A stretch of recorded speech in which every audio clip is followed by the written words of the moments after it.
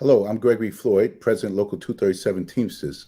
Welcome to another edition of Keeping Our Members Informed. But before we begin, we'd like to have a moment of silence for our deceased brothers and sisters and those still struggling with COVID-19.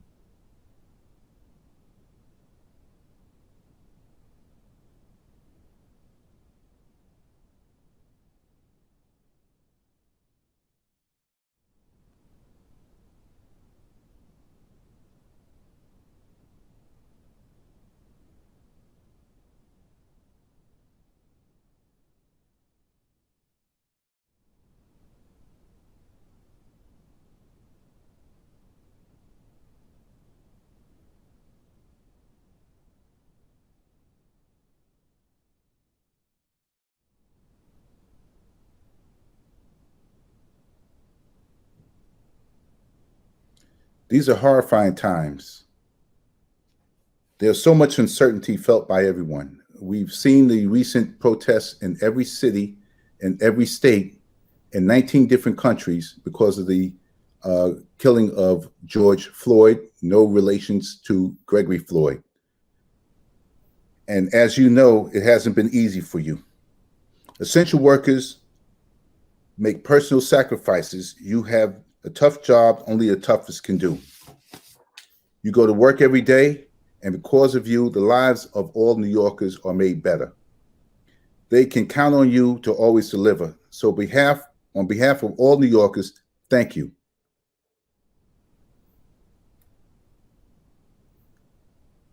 We've done a lot of work since COVID started in March. We've got you personal protective equipment, and so far we're distributing it. If you need equipment, please contact your business agent and we will get it out to you. The reason we're doing these broadcasts is because we hear you and you want to hear from us.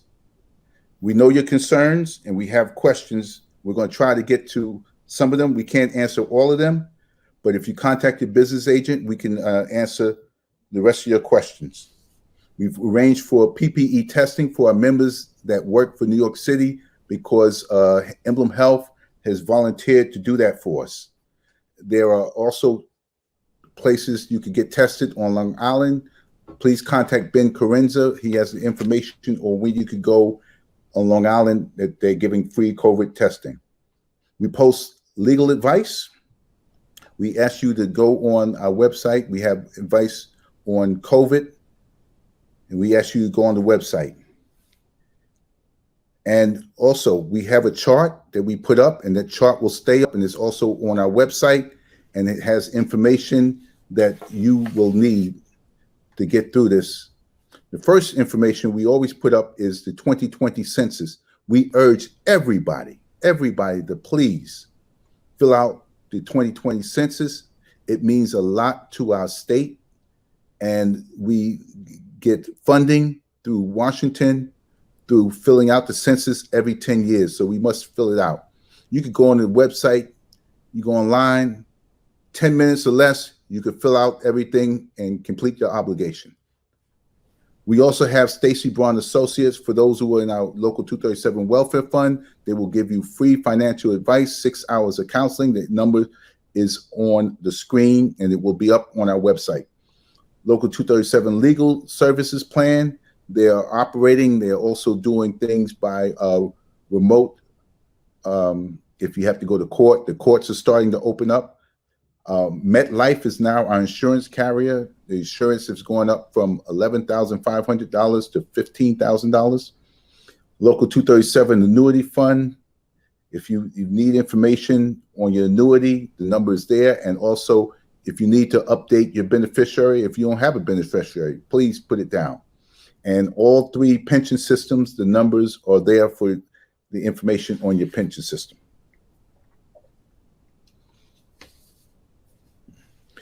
Now, we have a very special guest with us. We have Congressman Peter King, and he's going to speak to us and give us information on what's going on in Washington, and he's going to also talk to us about what's going on in Long Island. Congressman Peter King, welcome to reaching out. Welcome to Keeping Our Members Informed. Thank you, Greg. It's really great to be here with you today. Let me thank you and all the members of Local 237 for really the outstanding work you did throughout the whole COVID-19. I know it's still ongoing. Hopefully the worst days are behind us, but you and your people, your guys, your women, they were there when it had to be done. So I really want to congratulate you for that. And that's why I was proud to join in the moment of silence earlier on for all of those who made the ultimate sacrifice while doing this.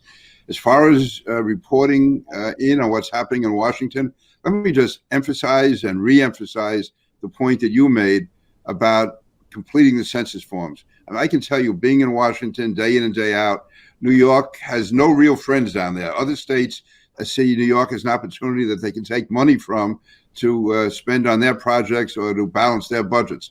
We saw that when the soil property tax deduction was taken away from New York.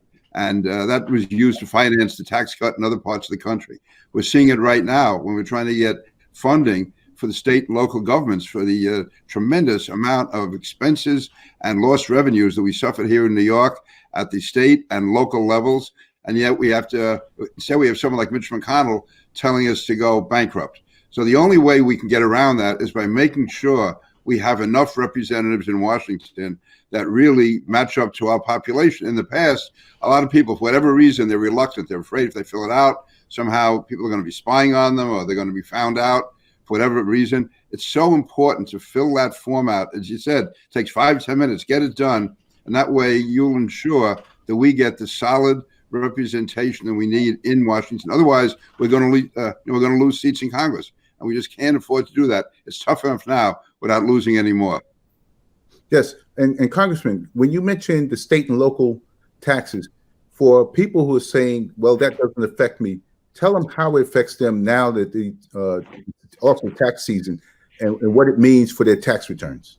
What it means is that you lose a deduction. And New York, the property taxes are anyone who owns their own home, they have a property tax bill, and they're going to lose a good part of that as a deduction. That's always been used to basically offset, our tax burden. And one of the reasons our tax burden is higher because so much money goes from New York to other parts of the country. I mean, we're like a cash cow. And one of the only saving graces we had was that property tax deduction and also the state income tax and local income tax deduction. That was all available to New Yorkers as deduction. Now that's been capped. So that's just another example of what's happening. And also, as far as losing, certainly on Long Island, I think 40% of the revenues are from sales tax. That's certainly true in New York City. And because of COVID-19, we're going to lose a lot of that sales tax revenue, which means that that has to be made up some other way, either by cutting jobs or by raising taxes, just as the state is losing revenue because of all the money that had to be went through sales tax, also people moving out, and then the expenses that were run up by, again, the tremendous amounts of overtime and all the work that had to go into fighting COVID-19. So we need funding from Washington to New York for any number of reasons. And the fact is that we get deprived of it mainly because we don't have the full one of the reasons is we don't have the full representation that we should have. And that's why filling out the census form is so essential. Thank you. Thank you for letting our viewers know that point. You are working with your colleagues on the Pandemic Heroes Compensation Act molded on the 9/11 victims' compensation. Before we go into the COVID, tell us about the 9/11 victims' compensation because you worked so diligently on that with other congressional leaders from New York, and it was a bipartisan bill that you came up with. It really was. I want to give Carol Maloney and Jerry Nadler full credit. The three of us were in on this from the start. Overall, it took us 15 years to get all the legislation through. There was a 9/11 healthcare bill that we got through in 2010. That only lasted 5 years. We had to get that renewed then in 2015. That was a real long, hard fight, believe it or not. And then there's the compensation. This is to compensate victims at 9/11 for their health, not just the health benefit, but also lost salary, income, pain and suffering, all of that. And that expired. That ran out of funding. We got that in, I guess, 2006 originally, and that ran out of funds last year. So we had to get that extended. And that was also a tough fight.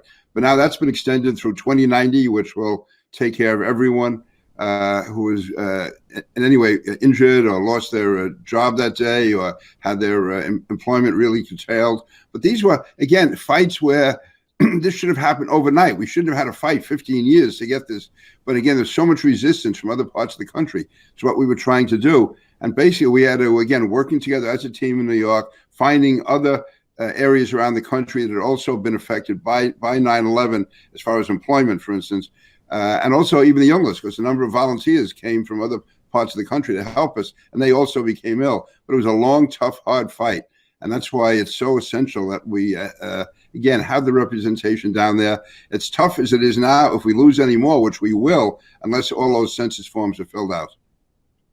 It's very important. And so we understand that the Pandemic Hopes Heroes Compensation Act would open up to both public and private sector employees whose jobs have been designated as essential during the pandemic.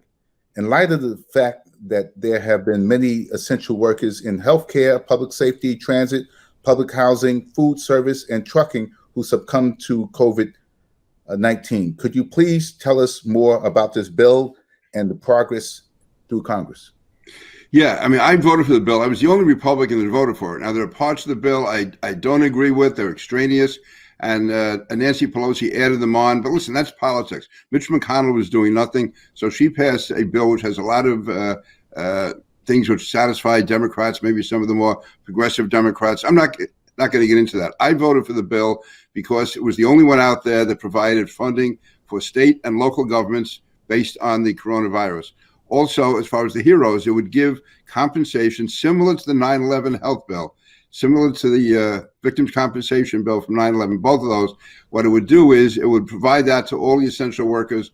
And really, as you said, this wasn't just cops and firefighters this time, or even construction workers. This was a whole array of workers, many of them city workers, city employees, who became ill because of the work that they were doing in their efforts to protect all the rest of us from the coronavirus. So this would provide them with the compensation. It's made it through the House. It's in the Senate. And while I don't expect everything in the bill to go through, I will be fighting as hard as I can. That's why I voted to get it over there to the Senate, to get it on the table for the state and local funding, and also for the heroes themselves, that they get the compensation that they need for being there when their country needed them. And also, Greg, if I could just bring up another issue which is really related. When we talk about essential workers, I thought over the last 20, 25 years, 22 years, one of the things that's done so much to safeguard the New York City schools are the safety agents, who I know that you represent. And now there's talk of taking them away from the police department, or taking the police department away from them. And just as an outsider, that seems to me to be dangerous. But I would really appreciate your thoughts on this as this go forward.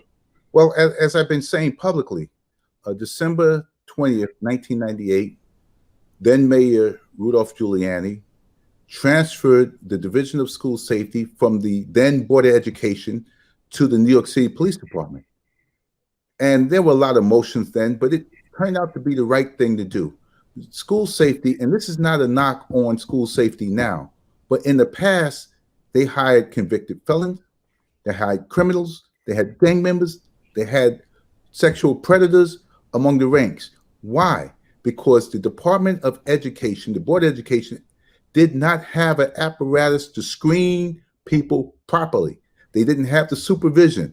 They didn't have the disciplinary process. And individuals were, once they were found to be bad apples, they were placed in rooms and they stayed there for years, 5, 6, 7, 8 years. And they came to work every day and they were put in these rooms and they had to stay in these classrooms. And you were actually paying people to do nothing, and they just couldn't get rid of them. When the New York City Police Department took over, they established civil service status. They take exam, they have training, and they have an investigation, and they have a screening process so that the unqualified individuals do not join the good ranks of school safety. And furthermore, the school safety agents do not carry lethal weapons. They don't carry batons. They don't carry tasers, and they don't carry mace. So the people who are advocating for school safety to come out of the New York City Police Department, they're taking bricks out of a wall that's holding up a wall, and they really don't understand the ramifications. Now, I understand, and we all understand what happened in Minnesota is unacceptable, but that's not a cause for you to get your own personal agenda. We don't like the police, so therefore take the police out of the schools. The police are not really in the schools. The Division of School Safety is comprised of 70% women, 90% minority, parents, grandmothers, people who care about the children of school safety. That's what you get when you get the Division of School Safety.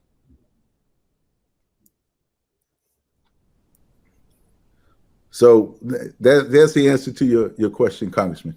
Yeah, thank you. It's obviously what happened to George Floyd in Minnesota is it's almost indescribable. It's so horrible. It's so brutal. And I would hope that the country would become united on that. This is one tragic incident that there's not two sides to. I believe there's two sides to almost every issue in politics, government, or in life. There's only one side here, and that was wrong.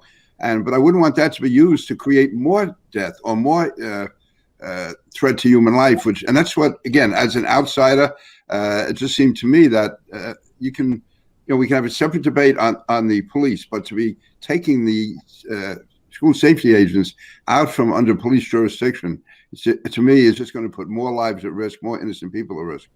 Yeah, and I left out something. When the Department of Education at the time was the Board of Education had school safety, you really didn't know what went on in the schools because rapes weren't reported, serious crimes weren't reported, assaults weren't reported, because they had no one to report it to. They didn't have a mechanism, and they didn't have to report it because there were no laws for them to report to. There was no governing body. So anything that happened in the schools were kept from the parents, and the parents found out if the children started talking about it. And that's just not a way to run an operation.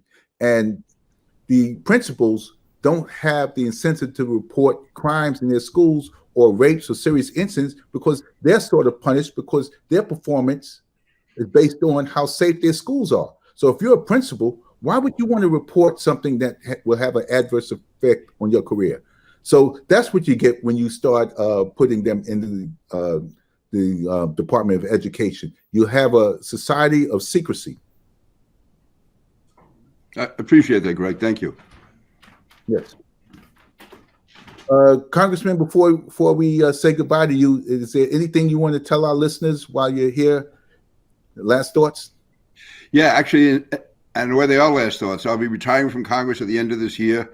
And one of the real privileges I've had being in Congress was working with you and 237 and Teamsters Union, starting with Jim Hoffa, you, yourself, and all of the men and women of the Teamsters, particularly Local 237. And I've seen firsthand when we had the threat of MS-13 and still have it on Long Island, when it was at its worst, it was your people in schools, your 237 members in the schools who were there doing custodial work, doing maintenance work, who were there In Brentwood. really in almost like a battlefront situation. So I want to thank you for your friendship and support over the years, and thank all of your members for the great job that they do for all the people of New York City, and Long Island. You're always there.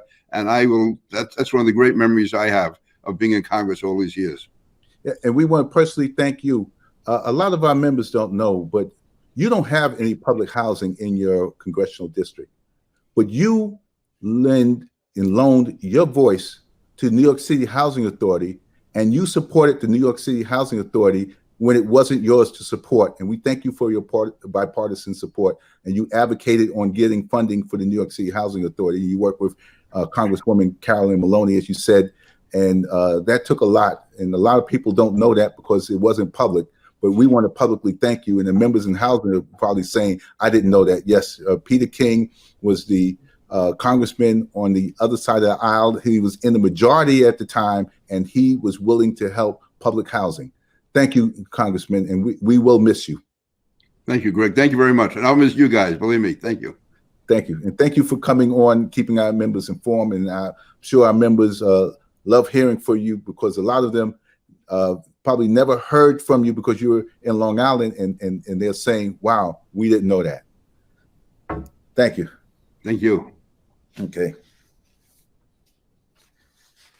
Today, we're honored to have an additional guest. We have a special message from New York State Lieutenant Governor Kathy Hochul.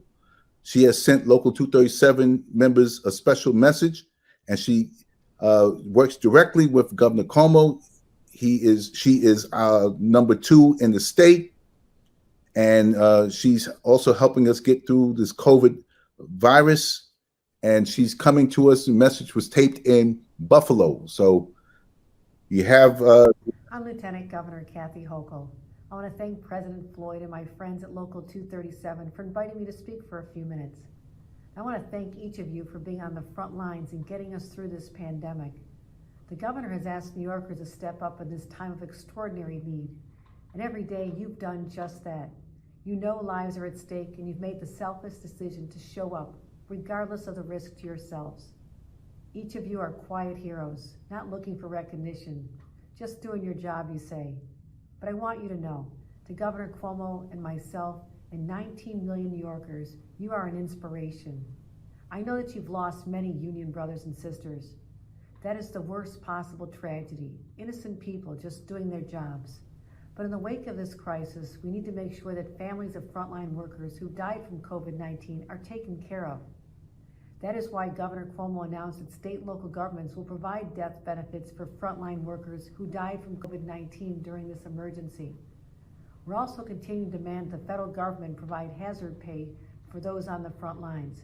You continue to show up as we ask others to stay home, and you deserve not just to be recognized, but compensated as well. I also want to remind you that despite this pandemic, making sure everyone is counted in the 2020 census is critically important. The census impacts how much money received for programs that lift people out of poverty. The census also determines how many members of Congress we'll have fighting for New Yorkers in Washington. So please do your part to be counted. In terms of coming out of this pandemic, we are on the other side of the mountain. The work that you are doing in NYCHA and all over New York City is critical to New York moving forward and proceeding with reopening safely. The governor and I understand that unions keep us all safe. Labor and the Teamsters in particular are key to reopening New York, and you'll be a key part of rebuilding New York back stronger and better than ever.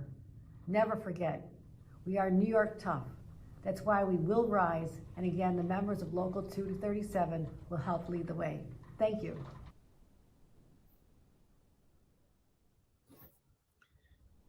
Thank you, Madam Lieutenant Governor. If we didn't get to your questions today, we'll be following up with your business agent, and we'll have additional broadcasts. Thank you for tuning in to this broadcast. You can check us out on Facebook, YouTube, and a web page. This will be put up so you can review it. If your coworkers want to see the broadcast, it will be there for them. Thank you again.